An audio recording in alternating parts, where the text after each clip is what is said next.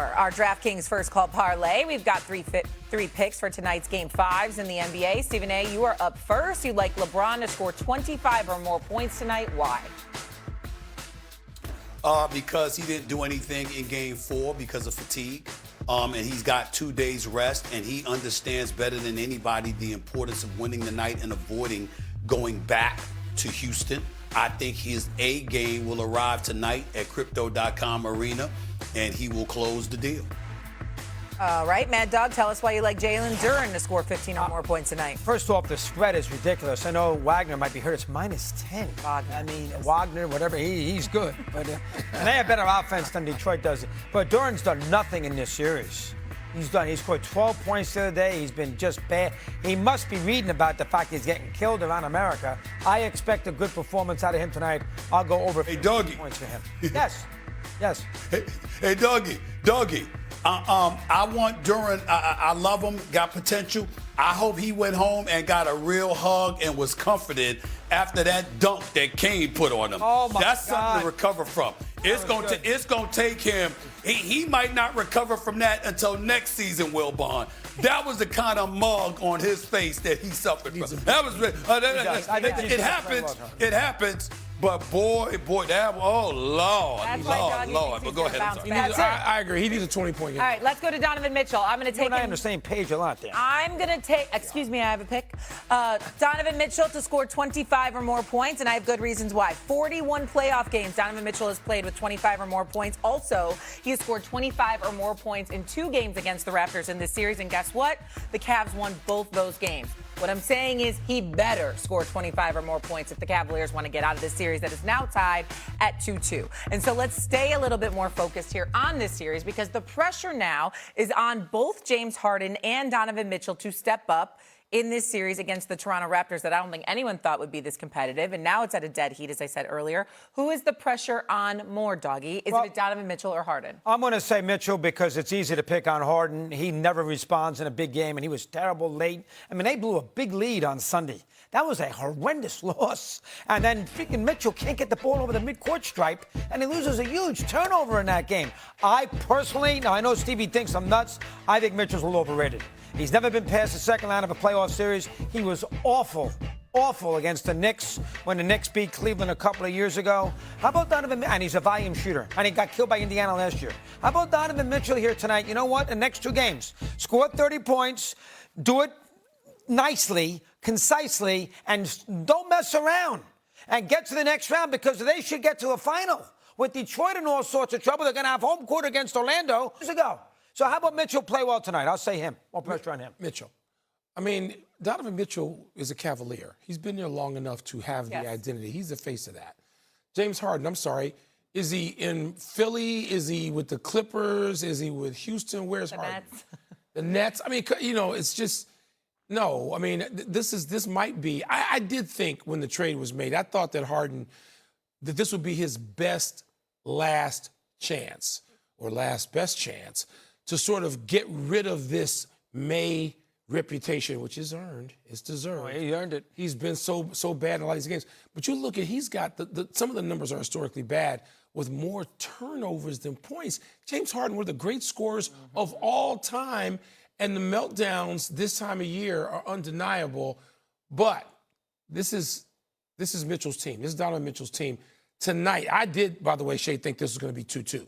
Oh, you did? Yeah. No, I thought Toronto was wildly underrated, and a team like Atlanta, as they work through the draft and whatever else they can do this next offseason to get better and be in a real threatening position next year, Cleveland should win this series, but it's on Donovan Mitchell. Stephen A., more pressure? I'm going to go the Harden route. I'm not trying to. I want to be clear. Wilbon and Doggy are not wrong.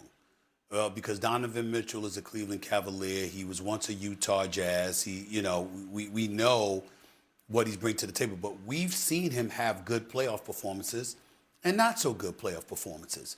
It's up and down. It's up and down. So with Donovan Mitchell, Doggy, and Wilbon, and let me see them, please. I want to see them when I say this.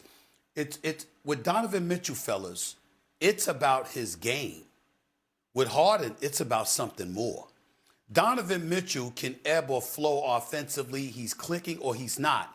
but he doesn't deflate a team. James Harden is one of the greatest scorers in NBA history.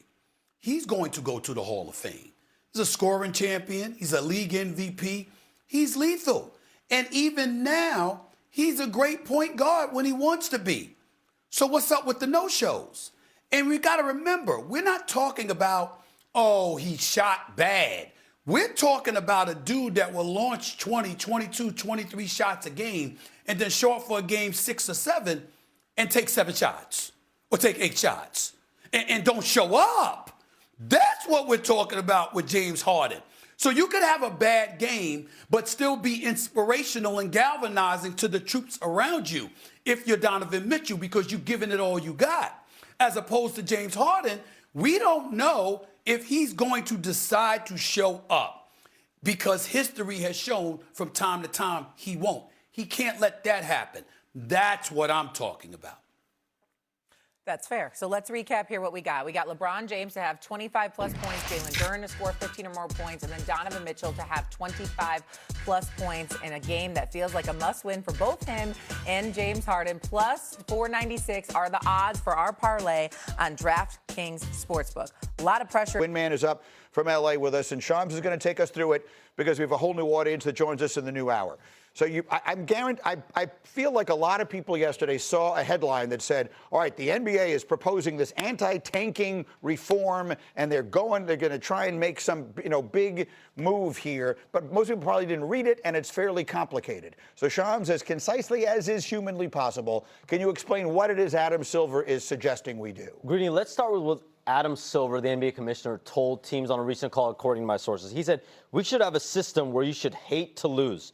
It shouldn't be a badge of honor. Losing should be uncomfortable. And that's what takes us to the NBA now zeroing in on a proposal for an anti-tanking rule change to the NBA draft and its lottery system that's a first of its kind of a relegation of the bottom teams. So it's penalizing the bottom 3 NBA teams moving forward, starting in 2027 through at least 2029, where if you finish in the bottom 3, you actually lose lottery odds, lottery balls to get the #1 overall pick. And so here we have, at some point, we'll get this graphic up. Yeah, 16 teams flattening the lottery odds here. If you're a bottom 3 teams, you lose your lottery balls. 4 through 10, you actually get 3 lottery balls. And the play-in teams, etc., from 11 through 16 get between 1 to 2 lottery balls.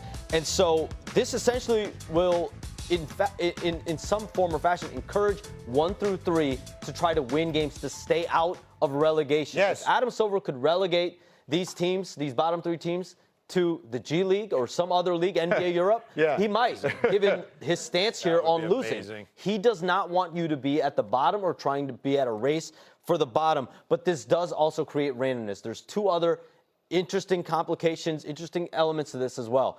Moving forward here, you can't have a top pick, the #1 overall pick, in back-to-back drafts. Okay. Also can't pick in the top 5 for 3 consecutive years. So you think about the Spurs right now, as currently constructed, and the Oklahoma City Thunder back in the Kevin Durant, Russell Westbrook days. Those teams wouldn't exist under this policy. So look, for an American